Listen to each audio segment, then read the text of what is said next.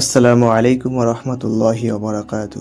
প্রিয় ভাই ও বোনেরা, আমাদের সিরিজ নবীদের জীবন কথা এর আজকের পর্বে আমরা জানব এমন একজন মহান নবীর কাহিনী, যিনি শত শত বছর ধরে মানুষকে আল্লাহর পথে ডাক দিয়েছিলেন, কিন্তু খুব কম মানুষই তার কথা শুনেছিল।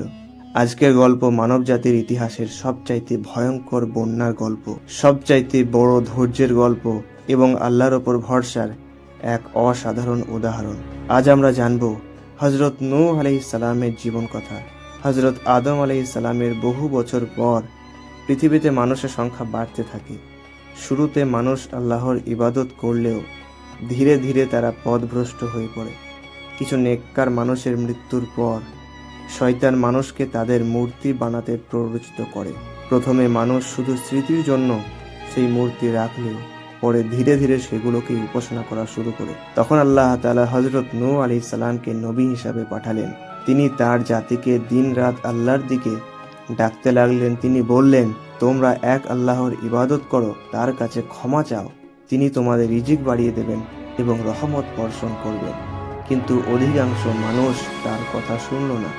তারা নূহ আলাইহিস সালামকে নিয়ে হাসাহাসি করত, তাকে পাগল বলতো এবং তার অনুসারীদের অপমান করত। তবুও নূহ আলাইহিস সালাম ধৈর্য হারাননি। তিনি বছরের পর বছর মানুষকে সত্যের পথে ডাকতে থাকলেন। কিন্তু এত দীর্ঘ সময়ের পরও খুব অল্প কিছু মানুষই ঈমান এনেছিল।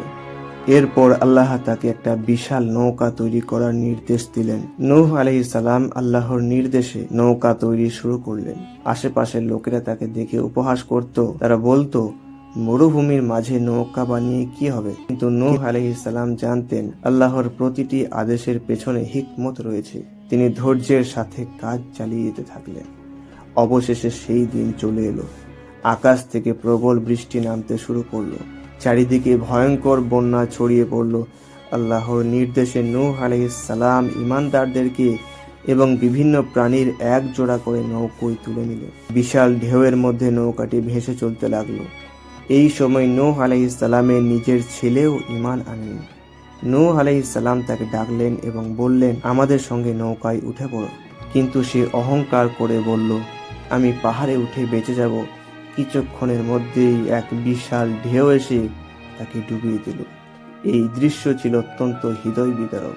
একজন নবী নিজের সন্তানকে চোখের সামনে হারালেন, কিন্তু আল্লাহর সিদ্ধান্তের সামনে তিনি ধৈর্য ধারণ করলেন। অবশেষে আল্লাহর নির্দেশে বৃষ্টি থেমে গেল, পানি কমতে শুরু করলো এবং নৌকাটি একটি পাহাড়ে এসে থামল। এভাবেই আল্লাহ তাআলা নূহ আলাইহিস সালাম ও ঈমানদারকে রক্ষা করলেন এবং পৃথিবীকে নতুনভাবে শুরু করার সুযোগ দিলেন। হযরত নূহ আলাইহিস সালামের জীবন আমাদের শেখায় যে সত্যের পথে চলতে গেলে কষ্ট আসবেই, মানুষ উপহাস করবে, কিন্তু আল্লাহর ওপর ভরসা কখনো হারানো যাবে না। ধৈর্য এবং ঈমানই একজন মানুষকে শেষ পর্যন্ত সফল করে। প্রিয় দর্শক, যদি আজকের এই ভিডিওটা আপনার ভালো লেগে থাকে তাহলে ভিডিওটিতে লাইক দিন, শেয়ার করুন এবং এরকম ইসলামিক শিক্ষামূলক ভিডিও পেতে চ্যানেলটি সাবস্ক্রাইব করে রাখুন। আসসালামু আলাইকুম ওয়া রাহমাতুল্লাহি তাআলা ওয়া বারাকাতুহু।